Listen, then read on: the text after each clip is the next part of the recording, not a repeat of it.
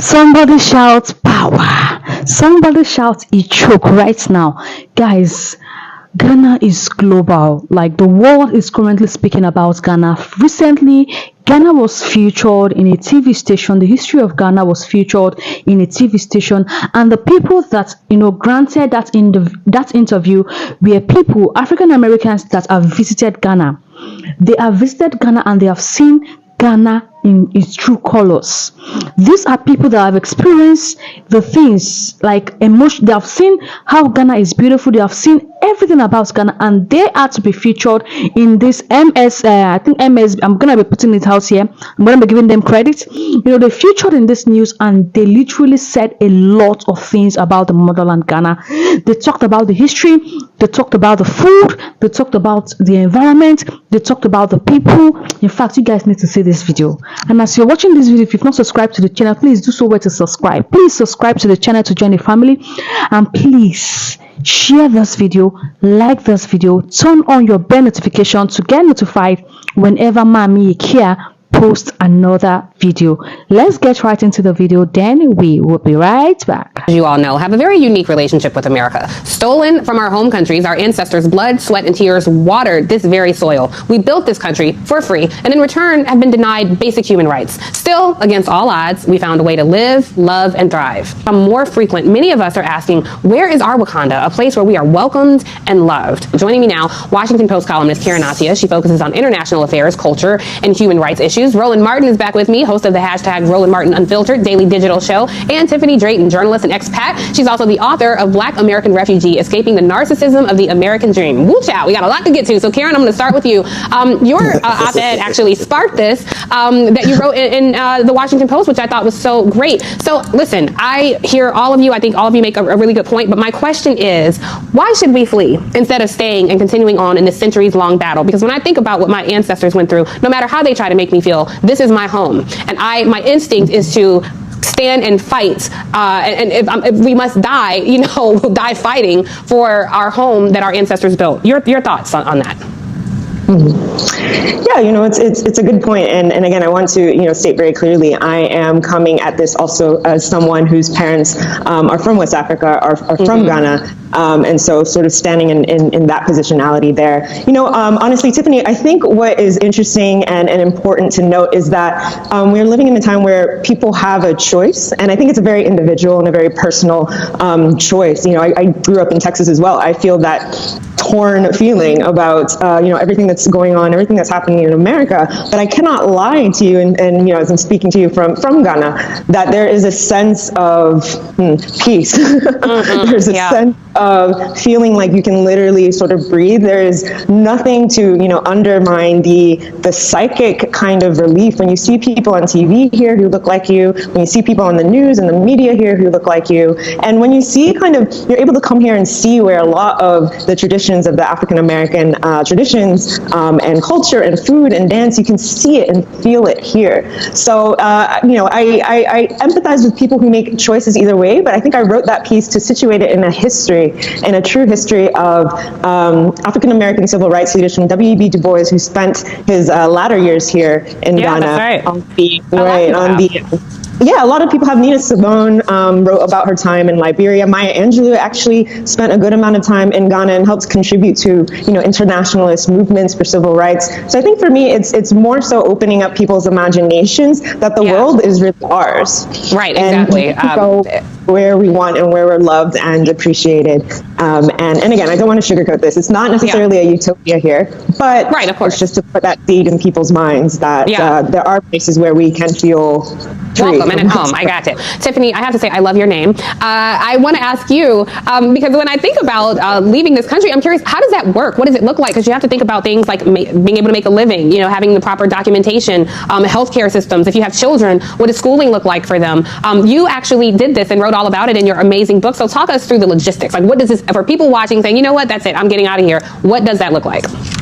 Yeah, it's a really, really, really demanding task in that I have two kids, so I have to always think about my kids at the forefront. And I've even learned at this point, moving your kids out of the country, if they have a parent that's in the United States of America, requires a court process. It requires all types of documentation. So there's so much to think about. And primarily, I would say everyone must think about their emotional and psychological well-being. And if you can go to a place where you feel freer, where you feel more embraced, where you feel as if you have better rights, better access to things like healthcare. I'm from Trinidad and Tobago, where healthcare is actually just a universal right. So you can show up to the hospital and to the doctor and get healthcare. So these are things that you have to think about before you make big moves, right? And everyone has their own point of research and getting access to where they're going to get that information from. And ultimately, it's like we have to, if we're motivated primarily by our psychological well-being and feeling free, we're going to find the energy to do all that research and make a move ultimately. Well, Roland, I mean, I think the unique thing about both of our fellow panelists with Karen and Tiffany is they had, a first-generation connection to these countries. You traveled to Ghana during the year of the return in 2019. We saw all your fabulous videos and pictures that you were posting, flooded our timelines with them. With envy, I watched all of them. Talk to me about how it felt going back there as a descendant of the enslaved and making that pilgrimage back to where our ancestral stories begin. Well, it's very interesting because I have my maternal, paternal side, they actually migrated from Haiti. And then, of course, I have my American descendants of slaves on my other three grandparents' side. And it is a completely different feeling. Every time I've been there, I've been to the continent 3 times, and every time I take a photo with my feet actually touch the soil as soon as I get off the plane. And it is a totally different feeling. It is one of ease. And I think how you set it up, I think we actually need to set it up differently. And that is this here. White folks move all around the world. There are people who are moving to Costa Rica. There are people who move to France. There are people who are moving to Italy. And so I think what has to happen is we have to expand the perspective of African Americans, say you don't actually have to stay here. And so it is a different feel in terms of when I was traveling there. And I think also what we have to confront is that for many of us as African Americans, we have been the victims of white supremacy in terms of how American media has positioned the continent of Africa in our minds. Oh my God, people were like, okay, what about plumbing? What about electricity? I was like, y'all, seriously? And so we have to understand that. I was in Liberia in February. This is the 200th anniversary of the first free folks traveling to Liberia to create that particular country. That country was far more advanced prior to the Civil War in 1980. They're trying to rebuild it. But it is the opportunity for us to also expand economic opportunities. We will have to also look at your money.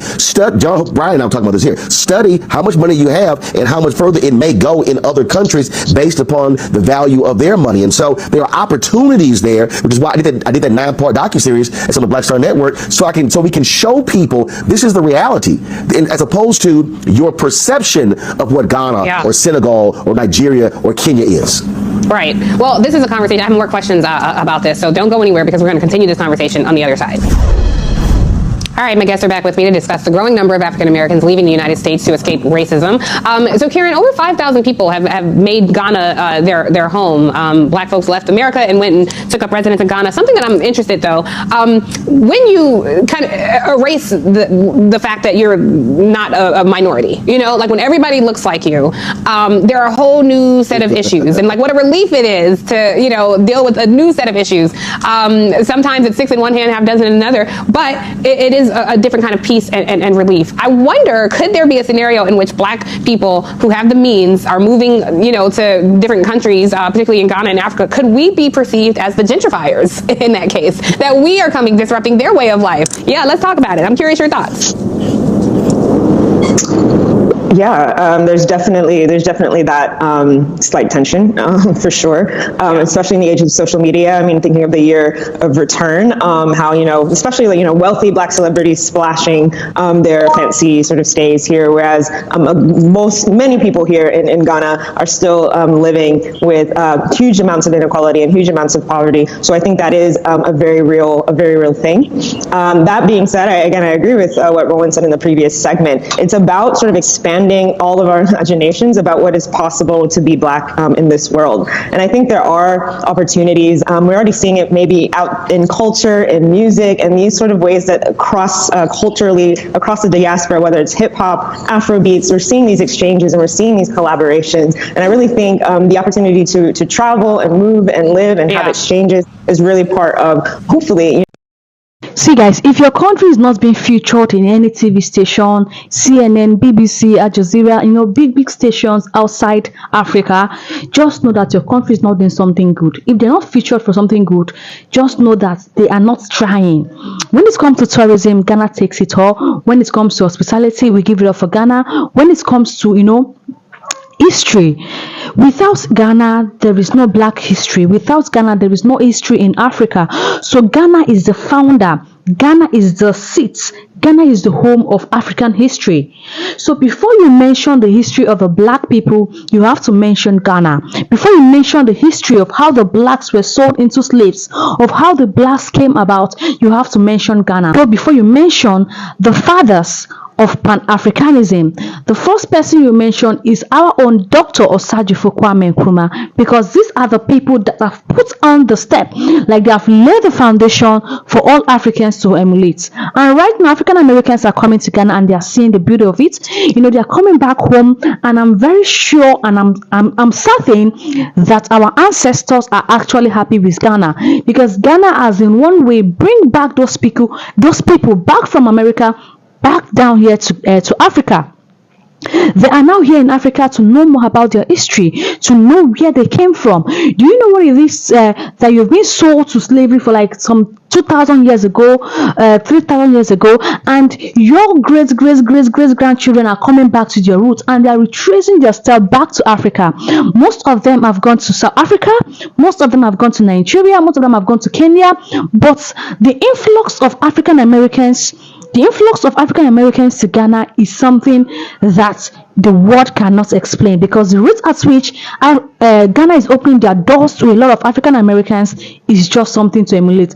Just recently, 150 African Americans were induced and they got Ghana citizenship, and they are now Ghanaians.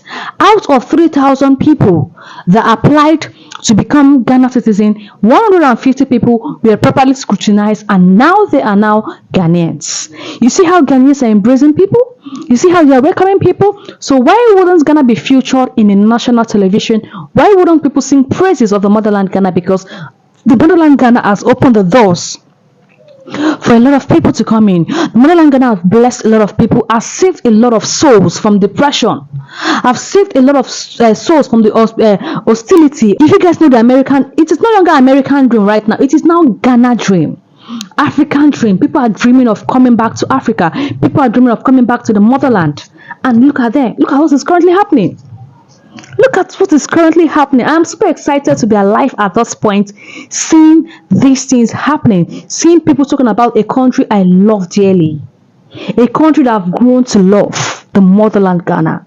God bless our motherland Ghana. God bless everyone watching this video. If you've not subscribed to the channel, please do well to hit the subscribe button, like the video, share the video, and please turn on your bell notification so you can get notified whenever I post amazing content. See you guys in the next one. Bye.